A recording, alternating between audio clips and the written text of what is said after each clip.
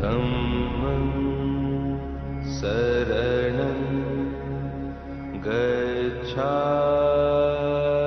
गच्छामि संघं शरणं गच्छामि बुद्धं शरणं गच्छामि धम्मं शरणं गच्छामि संघं शरणं गच्छामि बुद्धं शरणं गच्छामि धम्मं शरणं गच्छामि संघं शरणं गच्छामि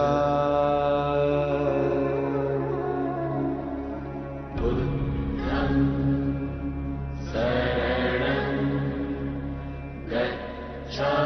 गच्छामि धम्मं शरणं गच्छामि संघं शरणं गच्छामि बुद्धं शरणं गच्छामि धम्मं शरणं गच्छामि संघं शरणं गच्छामि बुद्धं शरणं गच्छामि धम्मं शरणं गच्छामि संघं शरणं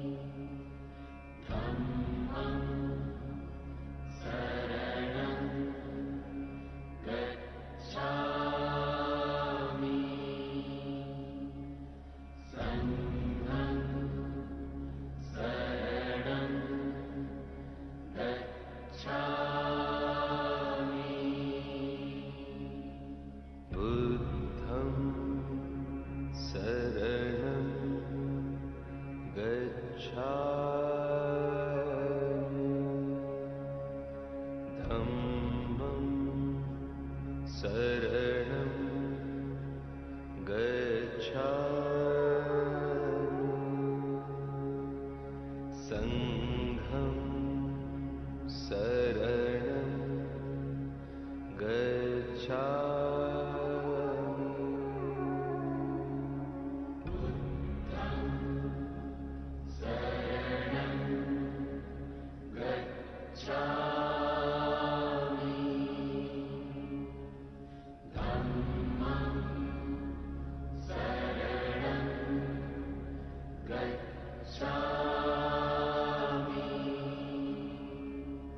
संघं शरणं गच्छामि बुद्धं शरणं गच्छामि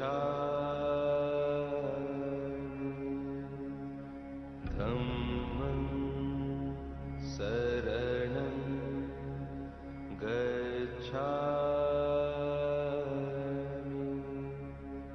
संघं शरणं गच्छामि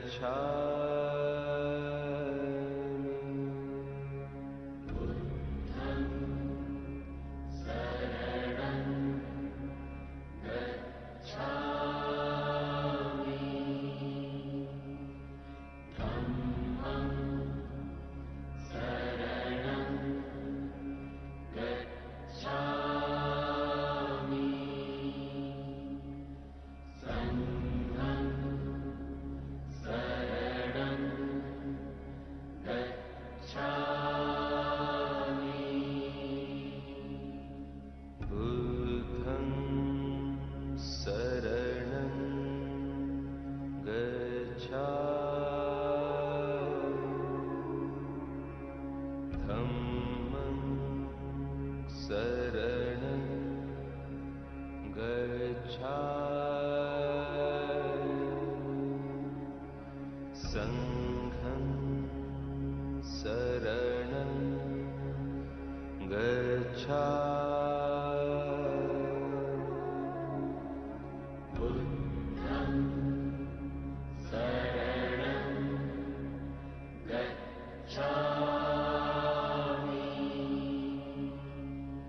धम्मं शरणं गच्छामि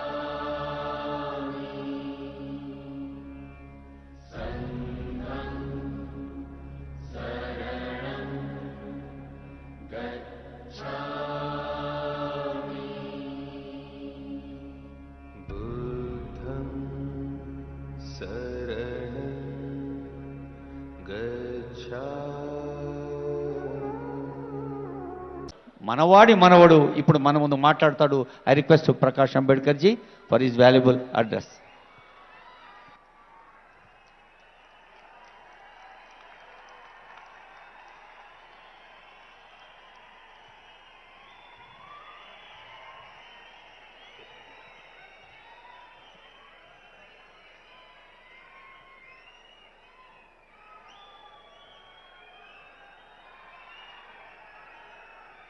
कुछ कहने के पहले मैं आप लोगों से क्षमा चाहूंगा, क्योंकि आपकी तेलुगु जो बोली भाषा है उससे मैं अपने विचार नहीं रखूंगा, हिंदी में ही अपने विचार रखने की कोशिश करूंगा। बाबा साहब अंबेडकर की जयंती के अवसर पर तेलंगाना के मुख्यमंत्री सम्माननीय के चंद्रशेखर राव जी को मैं अपनी तरफ से और आपकी तरफ से पूरी बधाई देता हूं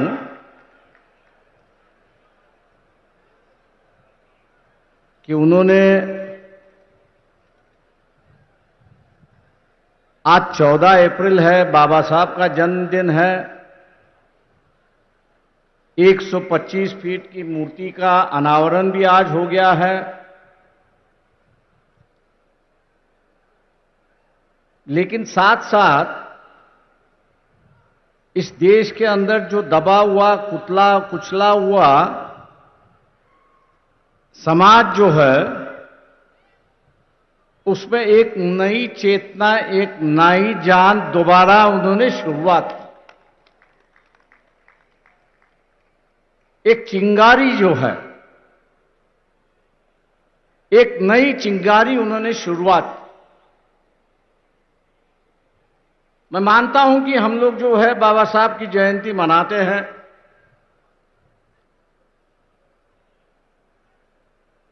ढोल बजाना, गाना बजाना, बाबा साहब की बातों का दोहराना,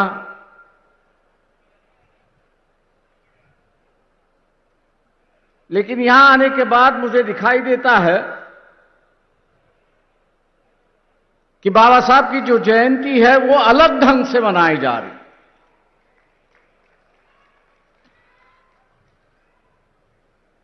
ना सिर्फ उनके गुणगान जा रहे हैं, गुण है, गान है, उस पर लोग गा रहे हैं, लेकिन हकीकत में जो बाबा साहब यहां पर चाहते थे,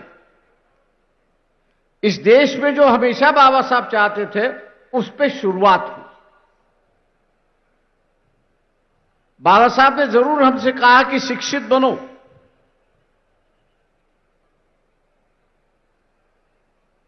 शिक्षित बनने के बाद आप संगठित हो और एजिटेट करो, लेकिन किसके लिए? हमको संघर्ष करना है। किसके लिए? तो संघर्ष करना है समाज में बदलाव लाने के लिए। हमको संघर्ष किससे लाना है? तो एक नई व्यवस्था इस देश में पैदा करनी। हमको इस देश में संघर्ष क्यों करना है? तो इस देश में इंसानियत पनपनी चाहिए, इसके लिए हमको संघर्ष करना है। ये तो सिद्धांत हुए कि जिस पर हम समाज बनाना चाहते हैं। ये जो सिद्धांत है कि जिसके बुनियाद पर यहां की समाज व्यवस्था चलती रहेगी। लेकिन आज जिस युग में हम लोग जी रहे हैं, उस युग की हकीकत भी हम लोगों को जाननी हो। और वह हकीकत है कि 1923 में बाबा साहब ने एक इकोनॉमिक थीसिस लिखी थी।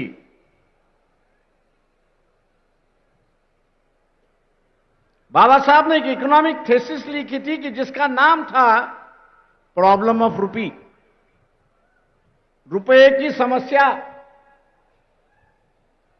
और इस किताब के माध्यम से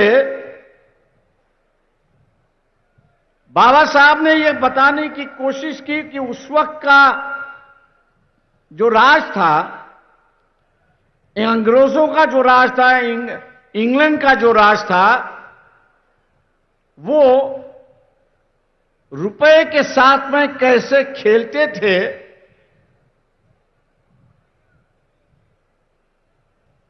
और उस खेल के माध्यम से वो भारत को लूटते थे। बाबा साहब पढ़े लिखे थे, इसलिए उन्होंने प्रॉब्लम ऑफ रूपी रखा। हम लोग जैसे पढ़े लिखे जो वो उसको ये कहेंगे थ्योरी ऑफ लूट। मतलब एक दूसरे का पैसा कैसा लूटना, उसका उन्होंने विवरण किया है कि अंग्रेज जो है वो भारत को किस तरह से लूट रहा है।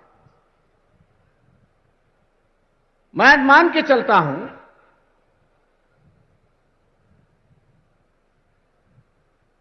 जिसका अब उद्घाटन हुआ, दलित बंधु का जो उद्घाटन हुआ, ये थोड़े बहुत पैमाने पे इस थ्योरी ऑफ लूट को रोकने की कोशिश की जा रही है।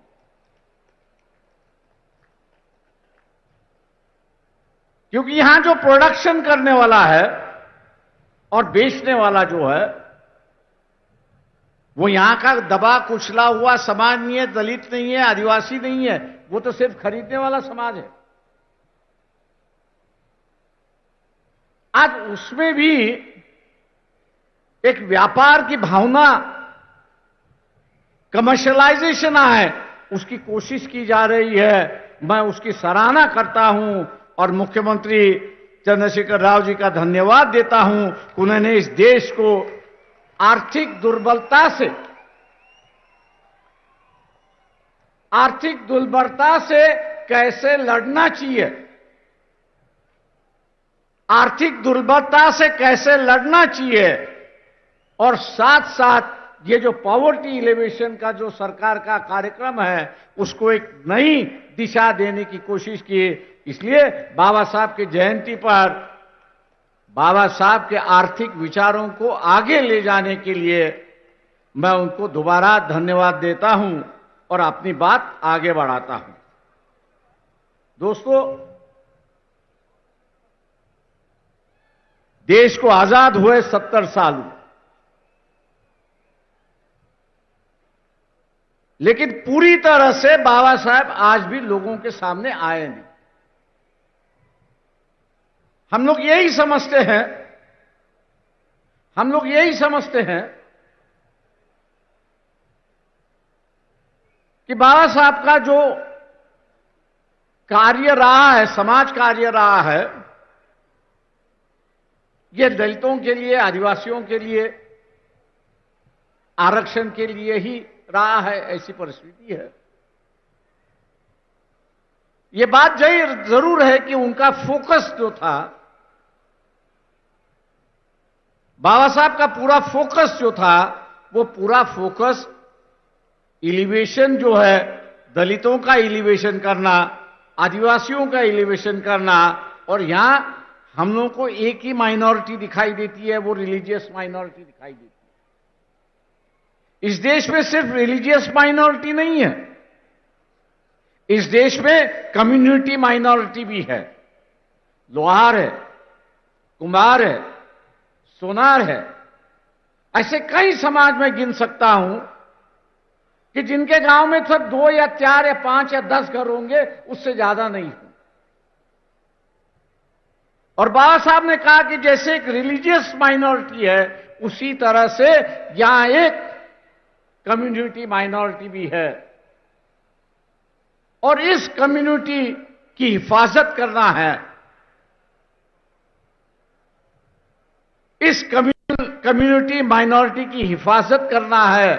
तो उन्होंने 1956 में जब स्टेट रीऑर्गेनाइजेशन कमेटी बनी थी, तो उसको एक न्योता दिया था और कहा था कि state should be reorganised not on the basis, state should not be reorganised on the basis of language. राज्य जो है वो भाषा पर आधारित नहीं होना चाहिए। अगर स्टेट रीऑर्गेनाइज आपको करना है, तो पहला उसका वायबिलिटी आपको देखना है, इकोनॉमिक वायबिलिटी आपको उसकी देखनी है, उसकी ज्योग्राफिकल बाउंड्रीज उसको आपको देखनी है, और उसके माध्यम से एडमिनिस्ट्रेटिव यूनिट बनता है कि नहीं बनता है, ये आपको देखना है। 55-56 की बात थी। मैं यहां एक व्यक्ति का नाम लूंगा, पुट्टी श्रीरामुलु जी का, कि जिन्होंने आंध्र प्रदेश बनाने के लिए अपना बलिदान दिया। जब तक यहां बलिदान नहीं दिया जाता था, तब तक कोई राज्य या कोई सवाल हल नहीं होती थी, ऐसी एक परिस्थिति है। बाबा साहब ने पट्टी श्रीरामुलु को श्रद्धांजलि अर्पण करते हुए कहा कि आंध्र प्रदेश बनाने से कांग्रेस पार्टी ने पुण्यदान कर दिया है। पुण्यदान जो होता है वो पुण्यदान कर दिया है, ऐसी एक परिस्थिति है। मतलब यहां एक राज्य बनाने के लिए किसी को बलिदान देना पड़ता है, और बलिदान के बाद ही यहां पर राज्य बनते हैं, ऐसी एक परिस्थिति है। वही बात बाद में 40 साल बाद आई तेलंगाना का सवाल आया। आज तेलंगाना राज्य बन चुका है और एक नई दिशा, एक छोटे राज्य यहां पर दिखाई दे रहे, ऐसी एक परिस्थिति है। आपको वेलफेयर स्टेट की अगर संकल्पना, वेलफेयर स्टेट की अगर संकल्पना आपको मंजूर करनी है तो राज्य छोटे होने, ये जो बाबा साहब की डिमांड थी वो आज मेरे ख्याल से कई राज्यों में मांगी जा रही है। और इस अवसर पर मैं ये कहूंगा कि व्यवस्था ही बाबा साहब को यहां पर जिंदा रखती है, ऐसी एक परिस्थिति है। व्यवस्था ही यहां पर जिंदा रखती है, ऐसी एक परिस्थिति है। एक और इश्यू को लेकर यहां पर मैं आपसे बात करूंगा और वो ये है, मैं मुख्यमंत्री पर उसकी जिम्मेदारी डाल रहा हूं कि आप लोगों को इकोनॉमिकल एम्पावरमेंट करने की कोशिश कर रहे हैं। 10 लाख की आप जो है उनको ग्रांट दे रहे हो, बहुत सराहनीय बात है, बहुत अच्छी बात है, उसका स्वागत है और लोग इसलिए आपको दुआ भी देते हैं।